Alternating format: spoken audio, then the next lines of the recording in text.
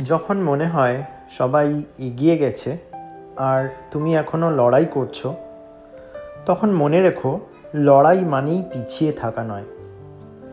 জীবনে দেরি বলে কিছু নেই। আছে শুধু দুই ধরনের মানুষ, যারা ছেড়ে দেয় আর যারা শেখে। আজ তুমি ভুল করছো, ভালো। আজ তুমি হেরে যাচ্ছ, আরও ভালো। কারণ যে হারে না সে কখনো শক্ত হয় না। তুমি ধীরে চলছো, সমস্যা নেই, কিন্তু থেমে যেও না। কারুর টাইম লাইন তোমার নয়, কারুর সফলতা তোমার রেফারেন্স না। আসলে তুমি নিজের সাথে প্রতিযোগিতায় আছো। প্রতিদিন একটু ভালো হও, প্রতিদিন একটু এগো। চুপচাপ কাজ করো, ফল নিজেই কথা বলবে।